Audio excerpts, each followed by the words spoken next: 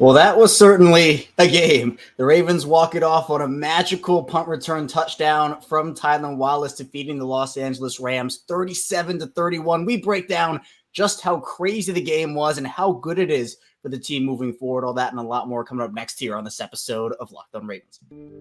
You are Locked On Ravens, your daily Baltimore Ravens podcast, part of the Locked On Podcast Network, your team every day.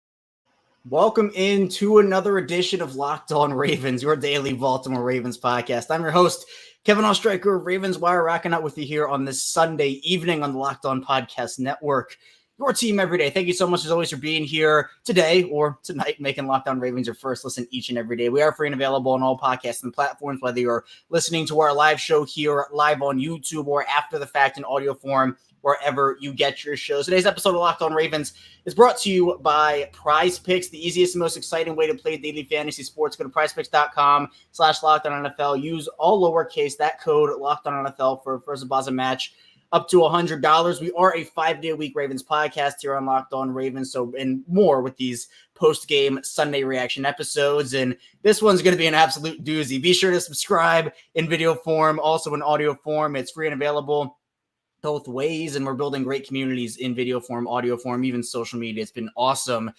And this was a crazy, I don't have a lot of words, but it's my job to provide words on the Ravens. So I'm going to give you what I can, because I am still in shock, as I'm sure a lot of the people we have tuning in today are. Regan Long here saying level 1 Baltimore wins, a wild one. Roquan and Van Noy laying down the boom today. Eli Hoff saying hello, Tylan, goodbye, Duve. We'll talk about that crazy Tylan Wallace punt return that won them the game. It was unbelievable, the redemption from Tylan Wallace. So there's a lot to talk about, and I think it's so good for them from a vibes perspective, from not even motivation, but almost from a momentum perspective, right? They get that momentum as well. So I'm exasperated. I was actually supposed to go live at 5:15, but my internet ended up not cooperating. Really, right after the Tylan Wallace touchdown, my internet really just shut off. I don't think my internet could handle it either, but we got it back up and running, and we're here now talking Ravens football.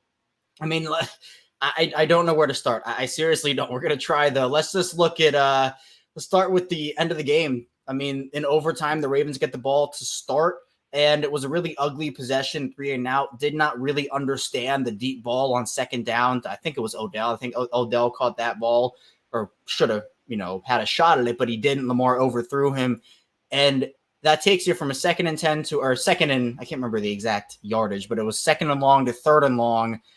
And then he misses Isaiah Likely, who I think was open. It was 2 not great throws from Lamar. But the Rams, as much as the Ravens in this game did stuff to lose it, the Rams honestly did more. There were multiple, starting it off, they ran the ball down the Ravens' throat on that first drive of the game, right? Literally 9 run plays, and then in the red zone, they throw 3 straight passes and have to settle for a field goal. There were multiple personnel issues and snap issues and penalties. And look, the Ravens did not play a clean game either. I think it was a very poorly coached game on both sides and a very sloppy game on both sides.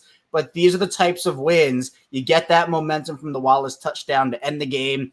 And I think it does a lot for you moving forward. But that Wallace play, he wanted it. He wanted that touchdown, and we will have the conversation about Devin Duvernay. He has not looked great as a returner this year. Tylan Wallace comes in and, again, gives him energy and wins him the game. But I think all is forgiven with Tylan Wallace now, right? Because he had that very costly penalty, and it wasn't just Tylan Wallace. There were multiple Ravens players offsides, but he was obviously the one who was called for it on that punt, where the Rams extend their drive because of it. And then, lo and behold, the Rams scored a touchdown instead of having the Ravens get the ball back probably right around, their own 35-yard line. So that's crazy. But Wallace redeems himself there. And I see a point here in the chat by Stephon Clay, which I do want to get into before we get into Lamar. And we'll talk about Lamar throughout the entire course of the week, because even though his stats, again, from a completion percentage perspective, won't say, oh, he had a great game, I thought Lamar did play really, really well in this game. But Stephon says, shout out to the offensive line, gave up 1 sack, and that was a blown call by the refs. True. Lamar had all day to throw. Lamar in this game, plus the combination, I'll say, of Lamar and the offensive line, the Rams weren't getting very much pressure whatsoever. And when they were, Lamar was escaping, doing his Lamar Jackson thing, which I just thought was so incredible because they were holding up for the most part. And, they were doing the rotation thing, right? With both Ronnie Stanley and Morgan Moses rotating those guys in and out. And, at this point, is it ideal for Ronnie Stanley to be a rotation level player?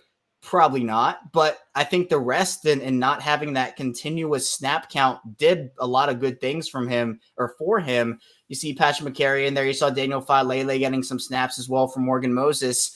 I mean, I don't know if that's an every week thing they can do, but it seemed to work out well because the offensive line held up. And one thing I did notice from the Rams, they were actually getting some decent pressure on Lamar when they blitzed, but they weren't really doing it. Again, I thought it was really poorly coached on both sides. I thought the Rams could have taken more advantage of blitzing against Lamar. I thought Lamar was actually better against the blitz today than he had been over the course of the season, but Lamar has struggled a little bit in certain spots this year against the blitz, and I just thought the Rams didn't take advantage of it. And because the Rams didn't take advantage of it, Lamar took advantage of that. And he was poised in the pocket. We saw him roll out. And part of the things that I think a lot of people wanted to see him do over the course of the season is run out of some of those plays and just get 9 yards on a run, get 11 yards on a run. And I think we saw him do that a lot more as well today, which I just thought was key for them because instead of a 2-yard loss on a play, Lamar would take it for 9 yards or he would take it for 11 yards. And that was really impressive overall on the day for Lamar. If we want to get into the stats here, 24-43 for 316, 3 touchdowns, 1 interception, also added those 11 carries for 70 yards.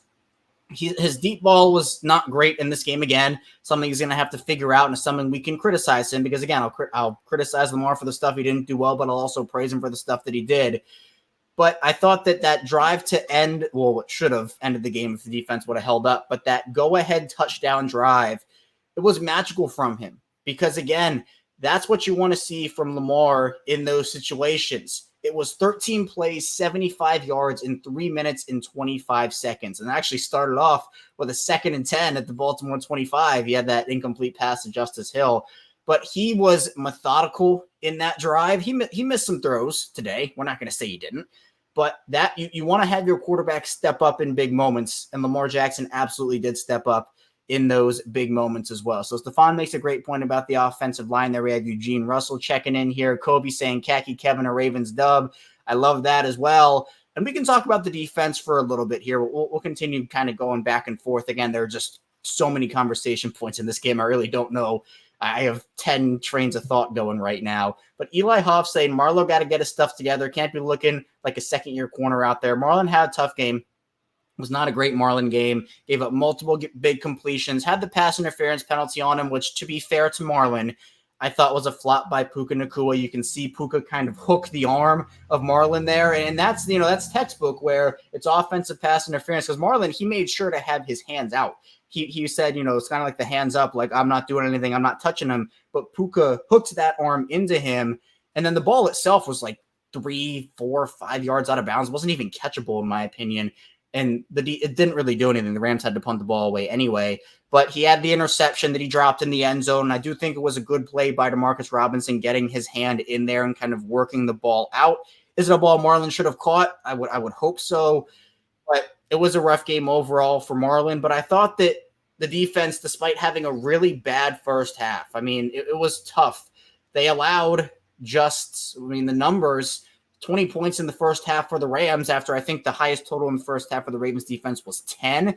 In the second half, it was 11. And I mean, technically 9 if you want to count the safety for the Ravens offense, which they gave up, which I mean, I would. So 9 second half points and overtime points for the Ravens there. So they were down 20-17 at the half. They pull out a 14-11 second half. Weird stat there. It's a weird scoregami maybe in the second half. But then the Tylan Wallace touchdown puts them over the edge. And it's such a good game for vibes, honestly. Like, it was a great game for the vibes of the team and the momentum because there's a conversation about this Ravens team, right? The rest versus the rust.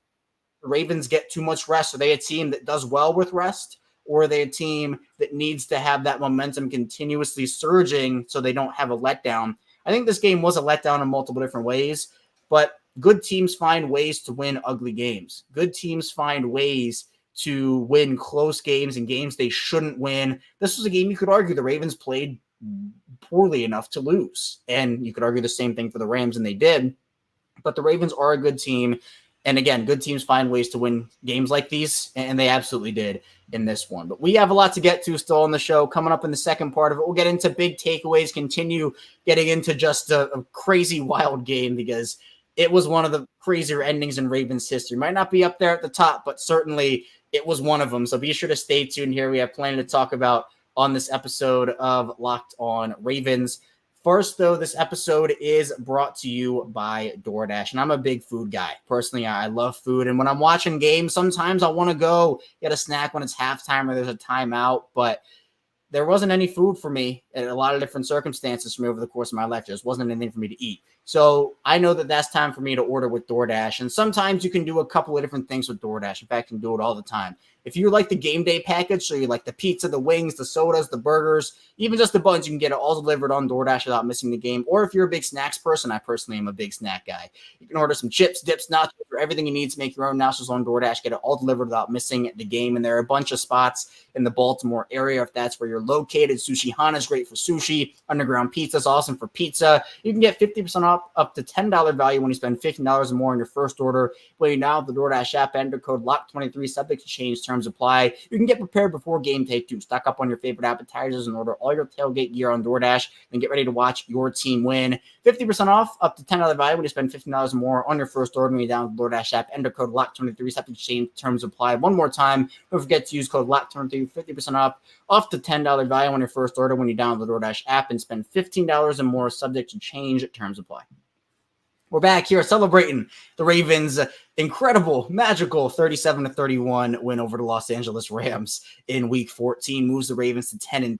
I'm Kevin Ostreicher, still rocking out with you here on this live edition of the show. You can catch these live editions after every single Ravens game, right after the fact, sometimes 15, 30, 45 minutes, an hour after the game. I do like to see what the coaches and players have to say before going live, but sometimes it's gotta hit that go live button. It's been fun. We've built an awesome community in the chat here. We have a lot of people putting their input in. I'll read a couple of them off here.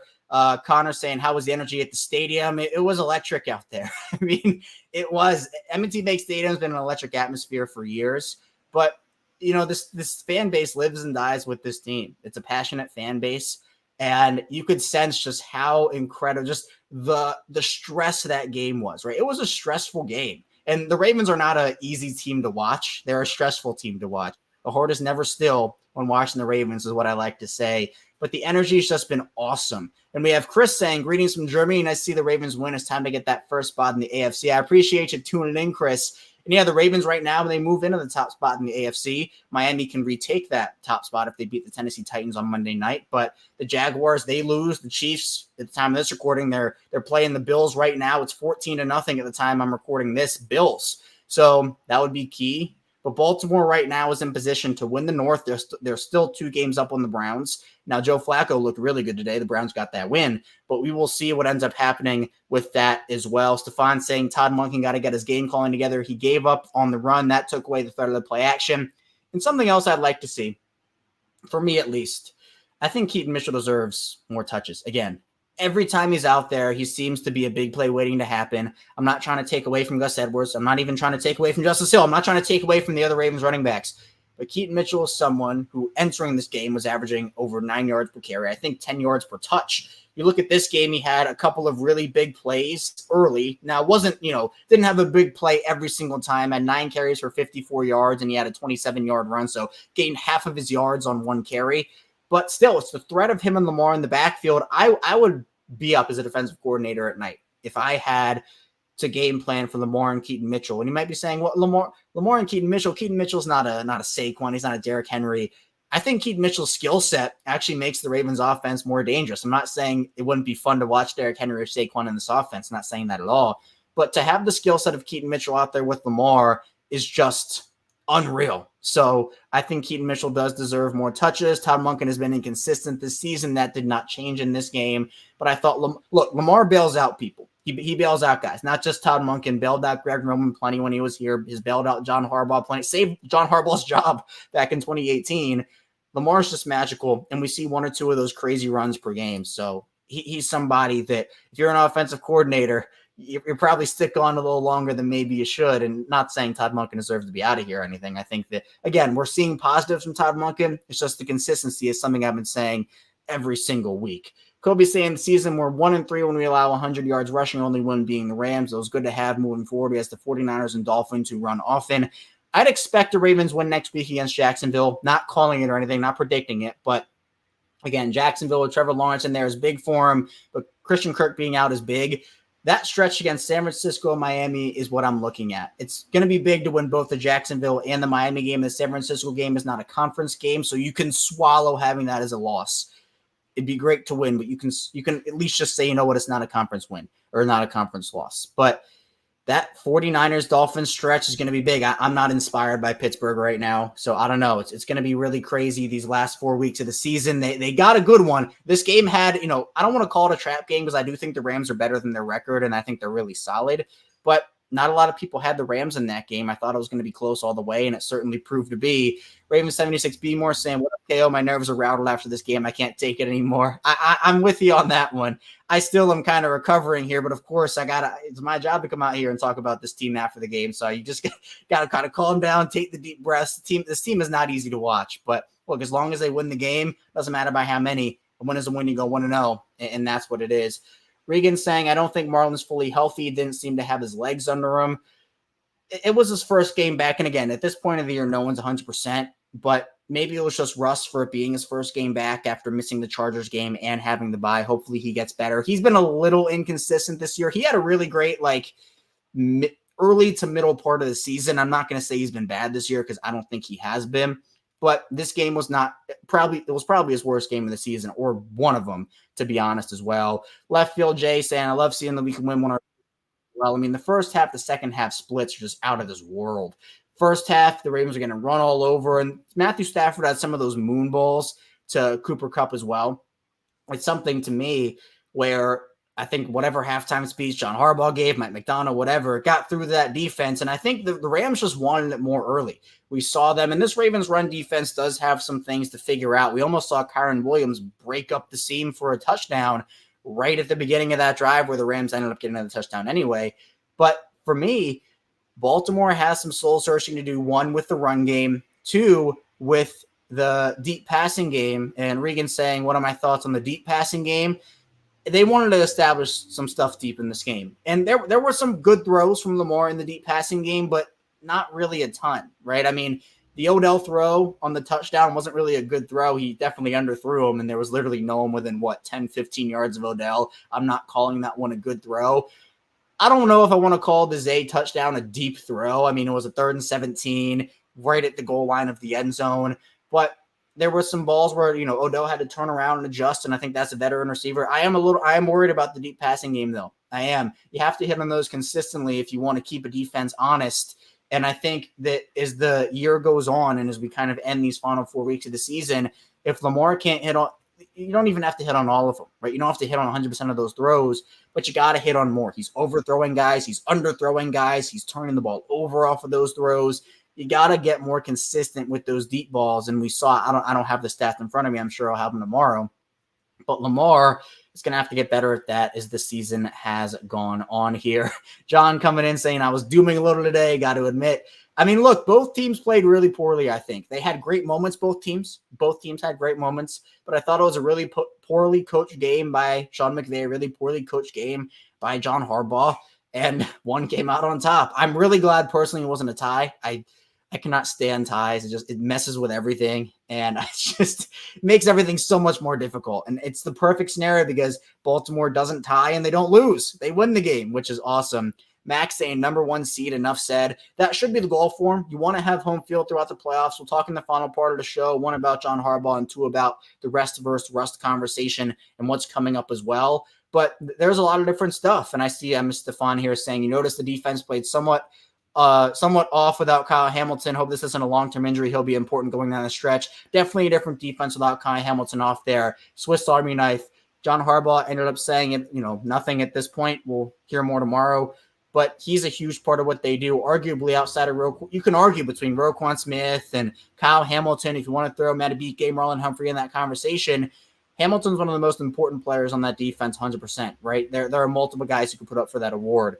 Him being lost for any amount of time, you hope it's not season-ending, but at this point, 2-month injuries can be season-ending, which is kind of scary, where, early in the year, you had guys coming back. Your September injury, come back in November, 2 months. December, you're coming back in February, so it's either a Super Bowl or the season's already done. So I'm a little nervous about Kyle Hamilton. Now, he was able to come back in and play, but then clearly something wasn't right, so they rule him out. Maybe precautionary, but John Harbaugh saying he's getting evaluated, so we'll see as well. And then to round out this segment, we'll say Regan, I think he wanted to give his defense more time to adjust. The play was already reviewed, so there was a chance that he would convene and tell him it's a play he can challenge. I think talking about the Woodrow saying the challenge call. So actually, we'll move that into the final part of the show. Woodrow saying what was up with the John Harbaugh challenge. I have an answer. John Harbaugh clarified it. So be sure to stay tuned. We still have a lot to talk about on this live edition of Locked On Ravens after just unbelievable, magical, whatever word you want to say. Ravens pick up a 37-31 win over the Rams. First, this episode is brought to you by PrizePicks. And PrizePicks, if you're looking for daily fantasy sports, look no further than PrizePicks. PrizePicks is the most fun so many have handling up to 25 times the money this football season. All you have to do is select 2 or more players, pick more or less in the projected stats, and place your entry. And with basketball season here, you can now pick combo projections across football and basketball from the Specials League. That's the league created specifically for combo projections that include 2 or more players from different sports or leagues. For example, if you're a big LeBron James fan, just won the in-season tournament with the Lakers, you can pick him and Travis Kelce at a 10.5 combo with 3 pointers made plus receptions. If you want to play alongside some of PrizePicks' favorite players like rapper Meek Mill and comedian Andrew Schultz, you can now find the community plays under the promos tab of the app to view entries from some of the biggest names in the PrizePicks community each week. PrizePicks even offers a reboot policy. It's really cool. Your entries can stay in play even if one of your players gets injured. So for football and basketball games, if you have a player who exits in the game in the first half, doesn't return in the second, that player is automatically rebooted. PrizePicks is the only daily fantasy sports platform with an injury insurance policy. So go to PrizePicks.com/LockedOnNFL and use code LockedOnNFL for a first deposit match up to $100. Again, that's PrizePicks.com/LockedOnNFL. Use code LockedOnNFL for a first deposit match up to $100. PrizePicks, daily fantasy sports made easy. We're back rounding out Locked On Ravens. Kevin Oestreicher still talking with you here on Sunday evening, coming at you live after the Ravens 37-31 magical walk-off win against the Los Angeles Rams. It's unreal, and it's awesome we get to talk about it live, right? We just started doing these live shows this year, and it's been great to kind of get involved a little more in the chat. We do shows every Monday through Friday, but those are premieres. And you can comment, talk along with some of the other viewers in there, but I don't get to have the ability to comment and kind of talk along with the viewers/listeners. So it's awesome. Be sure to subscribe on YouTube if you want to check out those live reaction episodes right as they're happening. Or if you miss them 1 week, you can check it out, either the replay or in audio form. Those come out after the fact as well. We have the chat popping here. I do want to address what Woodrow had to say about the challenge, and Regan had an explanation as well. And Regan is actually, I don't know if you saw John Harbaugh's answer. He actually acknowledged it, and he said that he was honestly just trying to get more time for the 2-point conversion, talk things over. I think he understood that he wasn't going to win that challenge, but he essentially used it as a timeout is what I'm gathering. So that's big. I mean, it's big for the Ravens because, again, the play itself was not a good challenge, right? Everyone could see it was a pretty clear touchdown, and everyone was saying, well, what are you challenging? There's nothing to challenge here. But John Harbaugh clarified, and maybe he's saying what he thought. Maybe he really thought there was something to challenge. I don't know. Again, I don't think it was a good game from John Harbaugh. Clearly could have used timeouts at the end of that first half when he didn't. And it goes back to conversations we've been having about John Harbaugh, just how inconsistent he's been as a coach this season. But we can say a couple of things about him. One, he tends to pull out these close games for the most part. He's a guy that players rally around and seem to be motivated with. And 3, in the regular season at least, the Ravens are good. The Ravens under John Harbaugh have been an exceptional regular season team when they're healthy. They're healthy right now. At the time, I'm not trying to jinx it, I promise. At the time of this recording, December 10th, right? What is it, 5:55 p.m. Eastern right now. The Ravens have been relatively healthy. We'll see with Kyle Hamilton. They lose J.K. and Mark Andrews for the season. David Ojabo too, if you want to go that far. But I think the inconsistencies with John Harbaugh, he is still a good coach. I have been very consistent with that. But these wins compared to playoff wins don't matter. You got to perform in the playoffs. This Ravens team, one playoff win, I believe, is the stat in the past 10 seasons, which is just not acceptable. Maybe it's two. I can't exactly remember at the top of my head, but they haven't made the AFC Championship game since they won the Super Bowl in 2012, 2013. It's been a bunch of wild card exits, divisional round exits, no playoffs. So that has to change as well. Let's get into a couple of stats from the game, though. I didn't even really dive into it. I dove into a couple. Odell has 4 for 97 and a touchdown against his former team. Definitely meant a lot to him. Had that long 46-yarder, had another one. 10 targets for both Odell and Zay Flowers. Lamar spread the ball out here. Now threw 43 times. The Ravens threw 43 compared to rushing 26.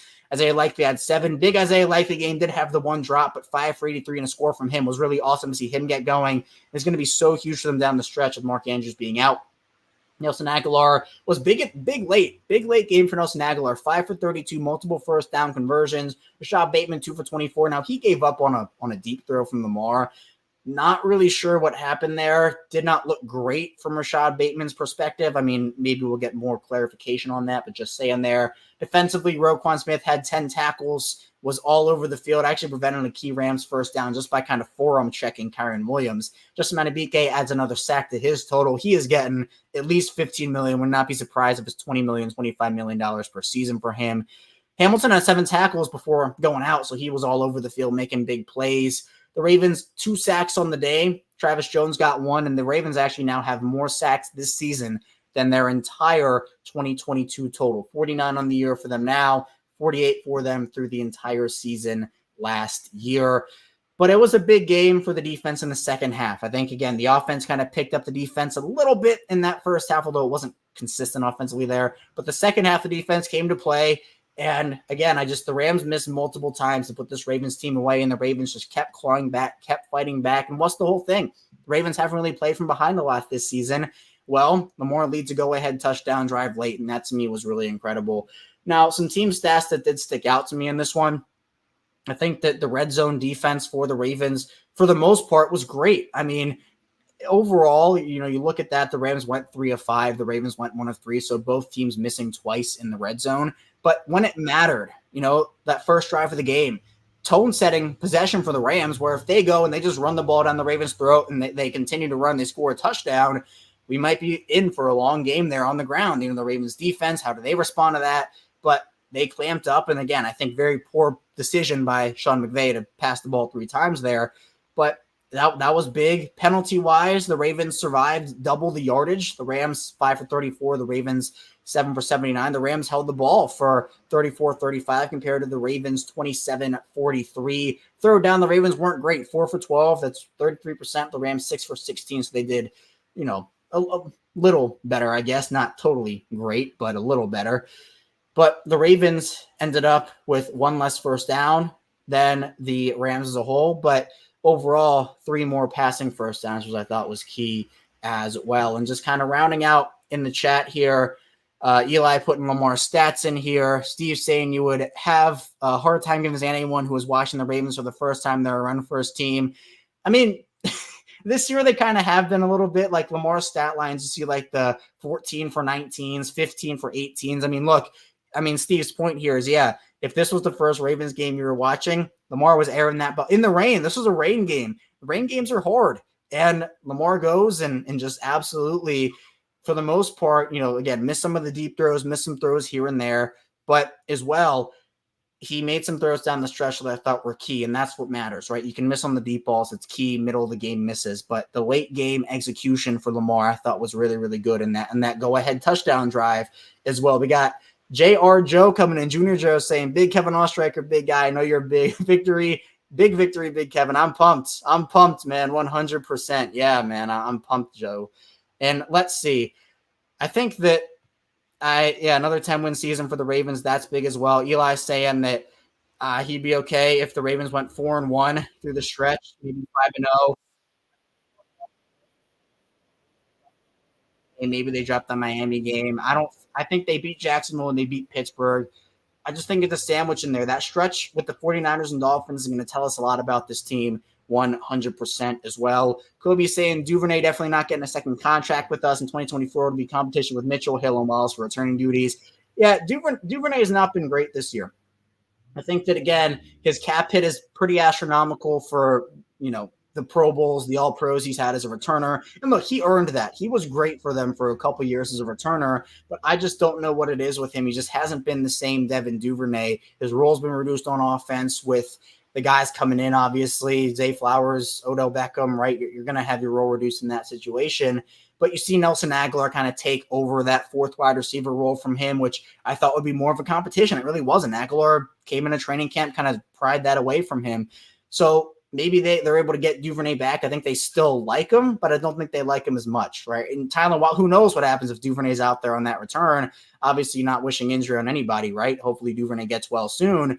But I think that Wallace was the spark that they needed, and who knows if that game ends in a tie or not with the Ravens, and maybe they do fall to 9-4 or something like that. But Baltimore gets a huge win over the Los Angeles Rams, and again, momentum's huge in this one, and we'll see with Kyle Hamilton. That's a big piece of news that we'll get tomorrow most likely as well. Kobe also rounding out the Devin Duvernay point, saying his main issue has always been stiff hips and makes him limited when coming out of breaks. His route running hasn't improved either. Yeah, Duvernay the thing with Duvernay is last year, even to Kobe's point, it was the contested catches, right? We saw Duvernay make multiple contested catches in the end zone, and guys are just all over him. He's making big catches against the Jets, right? Vikings had a big contested catch.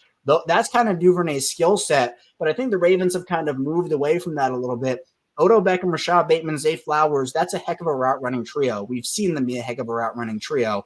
So I think, again, it's almost like identity shifts. The Ravens trading out Marcus Peters for Rock Ya-Sin on defense, their identity on defense is physical. Their physical defense, all their players are physical on the defensive side of the ball.